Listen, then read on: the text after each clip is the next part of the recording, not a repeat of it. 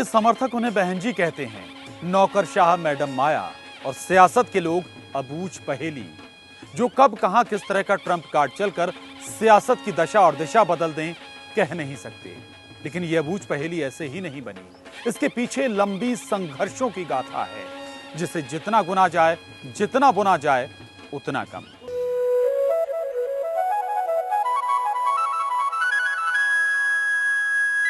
कनेर के पत्तों पर जमी शबनम की सर्द बूंदें सूरज की रोशनी में अपनी चमक बिखेरने में लगी हुई थी। उसी शाख पर एक नई कोपल धूप और शीत भरी फिजा में आने के लिए हौले हौले अपने धानी चादर को अपने नन्हे पैरों से धकेल रही थी।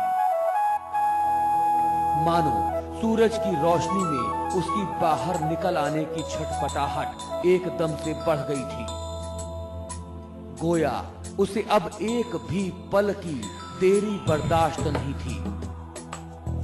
वो जल्द से जल्द फलक पर आकर अपनी सौंधी खुशबू से फिजा को गमगाने को बेताब थी। ठीक वही वक्त रहा होगा जब डाक विभाग में कर्मचारी प्रभुदास और रामरती का घर एक नन्ही परी की किलकारियों से गूंज उठा। वर्ष 1956 के जनवरी महीने की वो 15वीं तारीख थी। इतिहास मुस्तैद था। उसने क्षण भर की भी देरी किए बगैर इस पल को खुद में जज्ब कर लिया। हिंदुस्तान की राजधानी में मौजूद उस घर का एक एक सदस्य खुश था। उधर होनी अनहोनी भूत भविष्य से गाफिल प्रभुदास रोमांचित थे। यही वजह थी कि बिना दुनिया की परवाह किए उन्होंने अपनी बेटी को ठीक वैसी ही परवरिश दी जैसा किसी भी हिंदुस्तानी मिडिल क्लास फैमिली में बच्चों को दी जाती थी। कहते हैं होनहार पूत के पांव पालने में ही दिखाई पड़ जाते हैं। यही प्रभुदास की लाडली के साथ भी हुआ। अपने पापा की उस लाडली ने वर्ष 1972 में एक साथ 9वीं, 10वीं और 11वीं की परीक्षा पास कर ली। लड़की चाहती थी कि जो कुछ उसने अपनी जिंदगी से सीखा और पढ़ा उसे दूसरों से साझा करे। लिहाजा वर्ष 1976 में उस आम में थोड़ी सी खास दिखने वाली उस लड़की ने बीएड किया और फिर वर्ष 1977 से लेकर वर्ष 1984 तक राजधानी दिल्ली के ही एक स्कूल में पढ़ाती रही। उसका सपना था कि वो IAS अफसर बनकर देश और समाज की सेवा करेगी, लेकिन इतिहास ने पहले से ही उसके लिए एक नई इबारत लिख रखी थी। देशकाल सियासी संकट से गुजर रहा था। आपातकाल का काला दौर गुजरा ही था अभी कि देश की तत्कालीन प्रधानमंत्री की हत्या हो गई।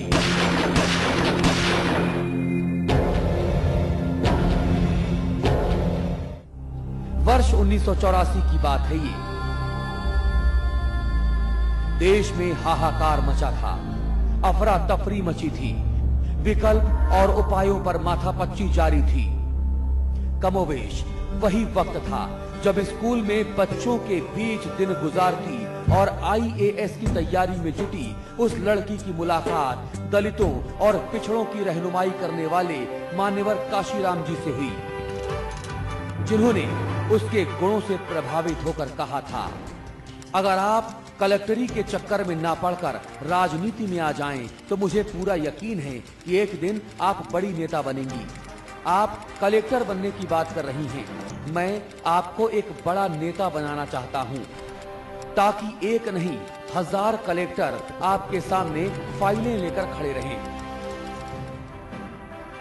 शायद काशीराम जी की जुबान पर सरस्वती विद्यमान थी उस वक्त, क्योंकि उस कलेक्टरी के चक्कर में पड़ी उस लड़की ने आगे चलकर सियासत में जो झंडे गाड़े उसे देखकर सिर्फ सलाम ही किया जा सकता है। जी हां, उस लड़की का नाम था मायावती।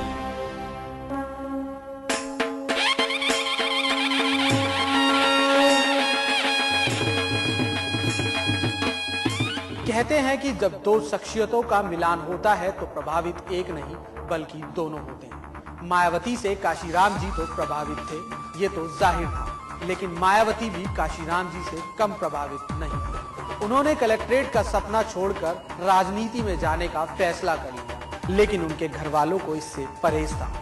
उनके पिताजी ने तो उनको घर से निकाल देने की धमकी तक दे डाली, लेकिन मायावती अपनी राह तय कर चुकी थी और गांव छोड़कर पार्टी के दफ्तर में रहना शुरू कर दिया और साथ ही सरकारी नौकरी भी छोड़ दी। तत्कालीन सामाजिक परिवेश में ये बहुत बड़ा और बगावती फैसला था, लेकिन बाद की घटनाओं ने स्पष्ट कर दिया कि मायावती का फैसला कितना सही था।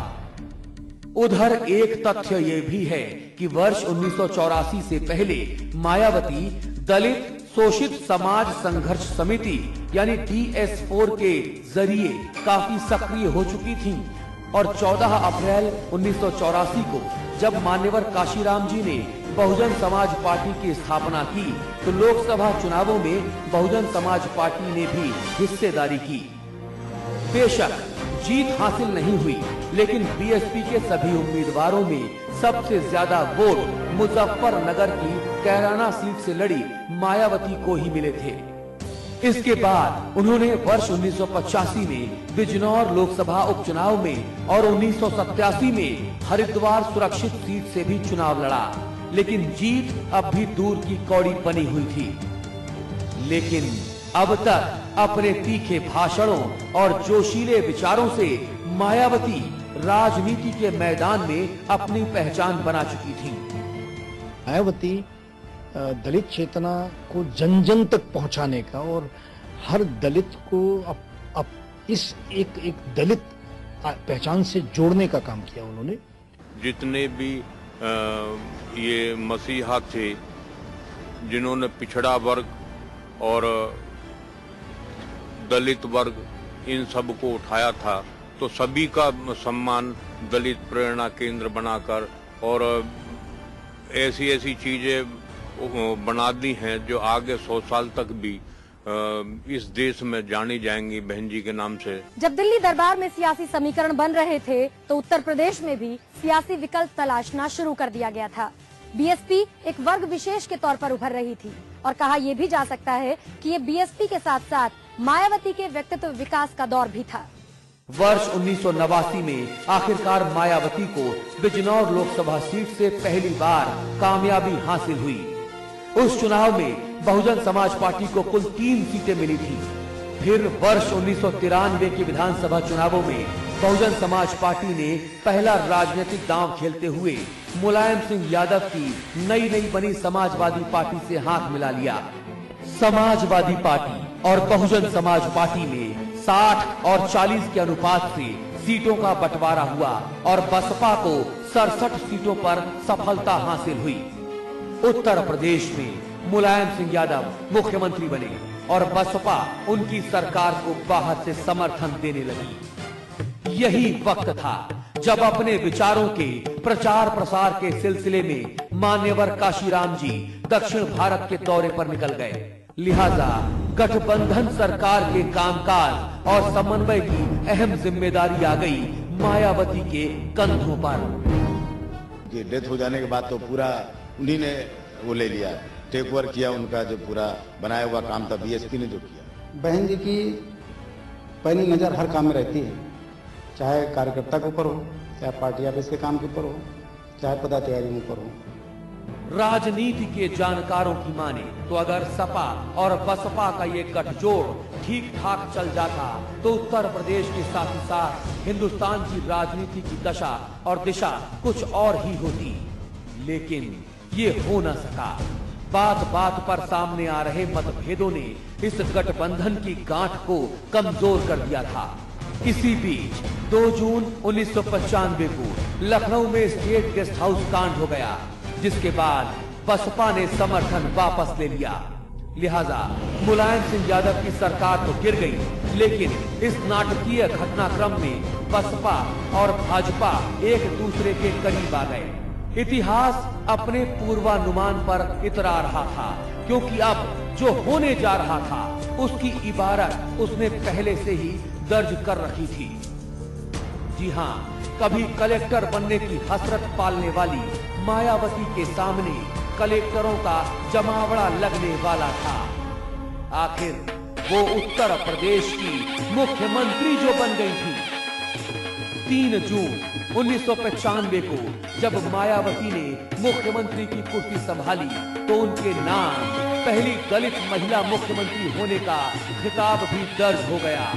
इस मौके पर मायावती ने कहा था, आज से पहले बीएसपी की राष्ट्रीय महासचिव होने के नाते मेरे कंधों पर बहुजन समाज की ही जिम्मेदारी थी, लेकिन मुख्यमंत्री बनने के बाद आज मेरे कंधों पर सर्व समाज की जिम्मेदारी आ गई है। मैं आप लोगों को ये विश्वास दिलाना चाहती हूँ कि उत्तर प्रदेश में लोगों को ये एहसास नहीं होगा कि मैंने धन या जाति के आधार पर न्याय किया है। लेकिन वो इस जिम्मेदारी का निर्वहन बहुत लंबे समय तक नहीं कर पाई। हालांकि बीजेपी ने बिना शर्त समर्थन तो दे दिया था, लेकिन दोनों दलों के बीच अंतर विरोध लगातार बढ़ते चले जा रहे थे और इस बीच कुछ ऐसी घटनाएं हुई कि 136 दिन बाद ही मायावती की पहली सरकार गिरा दी गई। सत्ता गई, ताक में लगे विरोधियों को हमला करने का मौका मिल गया। तभी तो 16 दिसंबर 1995 को लखनऊ में बेगम हजरत महल मैदान में बसपा की सावधान रैली के बाद अचानक एक अखबार में मायावती के बारे में एक खबर छापी गई, जिससे नाराज काशीराम ने कार्यकर्ताओं से जब कहा कि अखबार ने मायावती का ही नहीं बहुजन समाज का भी अपमान किया है, बस फिर क्या था, हजारों कार्यकर्ताओं की भीड़ ने अखबार के दफ्तर का कई घंटों तक घेराव किए रखा। मायावती की लोकप्रियता का ये एक उदाहरण भर था और इसी रैली के बाद बसपा ने नारा दिया, बहुजन समाज पार्टी को जिताना है, मायावती को मुख्यमंत्री बनाना है। भारत में मायावती जैसे लीडर जिनके पास स्ट्रांग विल पावर है और कोई नहीं, और फैसला लेने में इतना फास्ट है कि मुझे लगता है देर नहीं करती और फैसला ले लेती बड़े बड़े मसलों पर, जो ठान लेती है वो करती है। साल ने करवट ली और 1996 का विधानसभा चुनाव सामने था, जिसमें बहुजन समाज पार्टी ने कांग्रेस के साथ गठजोड़ किया। बसपा ने 300 सीटों पर और कांग्रेस ने 125 सीटों पर। इस चुनाव में मायावती ने मतदाताओं से स्टेट गेस्ट हाउस कांड का बदला लेने के साथ साथ भारतीय जनता पार्टी के उम्मीदवारों को हराने की अपील भी की, लेकिन ये गठबंधन भी कामयाब नहीं हो सका और उत्तर प्रदेश में किसी भी दल की सरकार नहीं बन सकी। सत्ता में आने की जुगत से बीजेपी ने नए समीकरणों के तहत एक बार फिर से मायावती की राह में रेड कारपेट बिछा दिया और गठबंधन की राजनीति में 6-6 महीने के मुख्यमंत्रियों का एक नया प्रयोग सामने आया। 174 विधायकों के साथ बड़ा दल होने के बाद भी बीजेपी को मायावती के सामने घुटने टेकने पड़ गए और पहले 6 महीनों के लिए 67 विधायकों वाली बहुजन समाज पार्टी की नेता मायावती एक बार फिर से उत्तर प्रदेश की मुख्यमंत्री बन गई। 21 मार्च 1997 को मायावती ने दूसरी बार मुख्यमंत्री पद की शपथ ली और घोषणा की, प्रदेश वासियों में व्याप्त असुरक्षा की भावना हमारे लिए गंभीर चिंता का विषय है। प्रदेश की जर्जर कानून व्यवस्था में तुरंत सुधार लाना हमारी सर्वोच्च प्रतिबद्धता है। हमें सबसे पहले प्रदेश में जंगल राज समाप्त करना है, गुंडागर्दी रोकनी है, अन्याय और अत्याचार रोकना है और कानून का राज स्थापित करना है। समझौता हो चुका था, मायावती के सिर पर दोबारा ताज भी सज चुका था, लेकिन ये नियति को मंजूर नहीं था। लिहाजा मायावती को एक और झटका लगा। वो बीच में रुकी नहीं, एक वीर योद्धा की तरह संघर्ष आगे जारी रखा। समझौते की शर्तों के मुताबिक 20 सितंबर 1997 को मायावती ने कल्याण सिंह के लिए कुर्सी छोड़ दी, लेकिन उनके सत्ता से बाहर आते ही भाजपा से उनके बेमेल गठबंधन की दरारें चौड़ी होने लगी और फिर 21 अक्टूबर को उत्तर प्रदेश विधानसभा में जो कुछ भी हुआ उसे उत्तर प्रदेश विधानसभा का काला दिन ही कहा जा सकता है। बसपा में बड़ा दल बदल हुआ, कल्याण सिंह की सरकार बच गई और बसपा के लिए शुरू हो गई दल बदल कानून को लेकर एक लंबी कानूनी लड़ाई। मायावती के लिए ये दल बदल एक बहुत बड़ा झटका था। अपनी किताब मेरे संघर्षमय जीवन एवं बहुजन मूवमेंट का सफरनामा में मायावती ने इस दर्द को कुछ इस तरह से बयां किया है। अंततः बुरे का अंजाम बुरा ही हुआ। कल्याण सिंह को बेइज्जत होकर न सिर्फ मुख्यमंत्री पद गंवाना पड़ा, बल्कि पार्टी से भी निकाल बाहर कर दिया गया। बड़े बेआबरू होकर तेरे कूचे से हम निकले।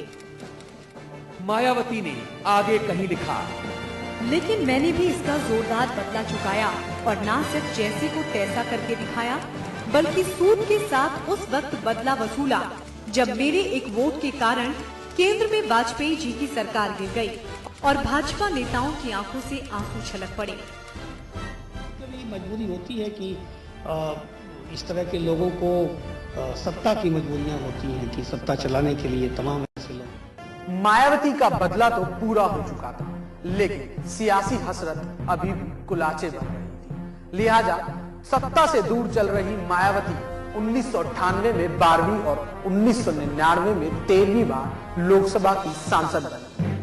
15 दिसंबर 2001 को लखनऊ के लक्ष्मण मेला मैदान में बहुजन समाज पार्टी की एक बड़ी रैली में जब मान्यवर काशीराम जी ने उन्हें अपना उत्तराधिकारी घोषित किया तो कहा कि चंद सालों में हमने बहुजन समाज पार्टी को राष्ट्रीय पार्टी बनाया है और आने वाले चंद सालों में हमें इसे देश की नंबर 1 रूलिंग पार्टी बनाना है। जाहिर है उन्होंने ऐसा कहकर मायावती की भावी सियासत की दिशा तय कर दी थी। अपने दायित्वों से वाकिफ मायावती ने उनका निर्वाह भी उतने ही शानदार तरीके से किया। तभी तो मार्च 2002 में हुए विधानसभा चुनावों में जब कोई भी दल सरकार बनाने की स्थिति में नहीं आ पाया तो 3 मई को एक बार फिर भाजपा के समर्थन से मायावती तीसरी बार मुख्यमंत्री पद पर जा पहुंची। मायावती का ये कार्यकाल छोटा लेकिन बेहद तूफानी रहा।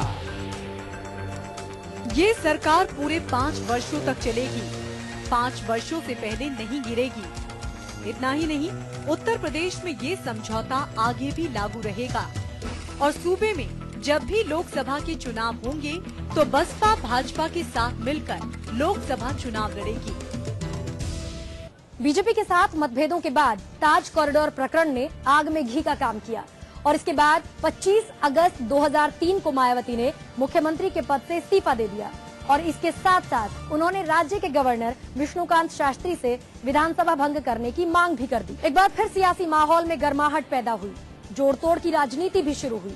29 अगस्त को एक बार फिर से सरकार बनी, लेकिन इस बार मायावती के अपने साथियों ने उन्हें बीच मझधार में ही छोड़ दिया।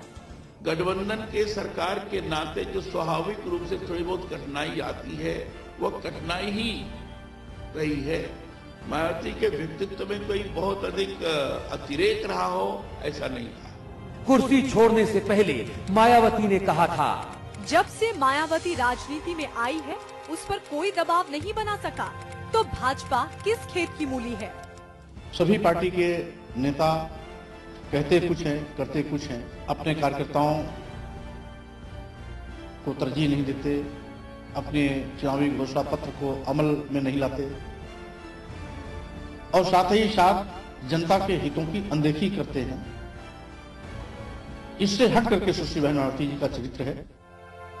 बेशक मायावती किसी भी तरह के दबाव को नकार चुकी थी, लेकिन वक्त उनके साथ बुरा बर्ताव करने पर आमादा था। 15 सितंबर 2003 को ब्रेन स्ट्रोक पड़ने के कारण मान्यवर काशीराम जी की तबीयत बहुत बिगड़ गई थी। ऐसे में एक तरफ पार्टी की पूरी जिम्मेदारी मायावती के कंधों पर आ गई और दूसरी तरफ आय से अधिक संपत्ति रखने और ताज कॉरिडोर के मामले को लेकर सीबीआई जांच का दबाव भी मायावती की मुसीबतें बढ़ा रहा था। लेकिन जैसा मायावती खुद कहती हैं कि झुकना मेरे खून में नहीं है, लिहाजा वो इन मुश्किलों का डटकर सामना करती रही। मान्यवर काशीराम को लेकर काशीराम के परिवार वालों से भी मायावती का विवाद हुआ, जो 9 अक्टूबर 2006 को काशीराम के निधन के बाद भी खत्म नहीं हुआ। मगर आलोचनाओं और तमाम आरोपों से परे मायावती उत्तर प्रदेश में अपनी जमीन मजबूत बनाने में जुटी रही। वो अपने कामों से साबित कर देना चाहती थी कि वो ही मान्यवर काशीराम जी की असली उत्तराधिकारी थी। उनकी नई रणनीति सर्व समाज के नारे के इर्द गिर्द केंद्रित थी। उन्होंने उत्तर प्रदेश में तमाम जातीय सम्मेलनों का सिलसिला सा शुरू कर दिया। 9 जून 2005 को लखनऊ में हुए ब्राह्मण महासम्मेलन में मायावती ने घोषणा की, हमारी पार्टी सत्ता में आने के बाद जिस प्रकार से बहुजन समाज के हितों का ध्यान रखेगी, ठीक उसी प्रकार से अपर कास्ट के हितों का भी पूरा ध्यान रखेगी। मायावती ने अपने पुराने नारे, जिसकी जितनी संख्या भारी उसकी उतनी भागीदारी, को भी संशोधित करते हुए नया नारा दिया, जिसकी जितनी तैयारी उसकी उतनी भागीदारी। बहुजन समाज पार्टी मूवमेंट से जुड़े तमाम बड़े लोगों ने इस प्रयोग की तीखी आलोचना भी की, लेकिन मायावती एक ठोस योजना के साथ अपने लक्ष्य को साधने में जुटी रही। वर्ष 2007 के विधानसभा चुनावों ने साबित भी कर दिया कि मायावती की तैयारी सबसे उम्दा, सबसे बेहतरीन थी। उन्हें 200 से ज्यादा सीटें मिली और उन्होंने साबित कर दिया कि उनका जादू सिर्फ दलित वोटरों पर नहीं चलता। मायावती की ये नई सरकार पिछली तमाम सरकारों से कई मायनों में अलग थी।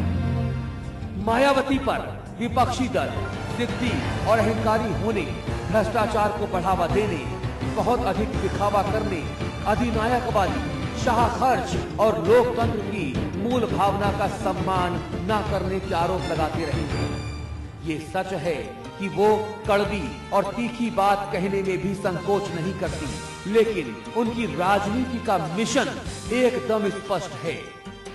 स्मारकों और मूर्तियों पर जनता का पैसा उड़ाने के लिए चाहे उनकी कितनी भी आलोचनाएं होती रही हों, लेकिन सत्ता की चाबी अपने हाथ में लेकर समता मूलक समाज और दलित स्वाभिमान की स्थापना में उनके निरंतर प्रयासों को अनदेखा करना किसी के भी बस की बात नहीं। देश में SC/ST वर्गों के आरक्षण को लेकर किसी भी मामले में किसी न किसी स्तर पर अक्सर कोई ना कोई समस्या खड़ी कर दी जाती है, जिससे इनका आरक्षण प्रभावित होता है। इसलिए इन वर्गों के समूचे आरक्षण को जल्दी से जल्दी संविधान की 9वीं अनुसूची में डालने के लिए केंद्र सरकार आवश्यक ठोस कदम जरूर उठाए। मायावती को यूं ही आयरन लेडी नहीं कहा जाता। प्रमोशन में आरक्षण को लेकर उन्होंने जो तेवर दिखाए वो ये बताने के लिए काफी हैं कि उनकी ऊर्जा अभी चूकी नहीं है।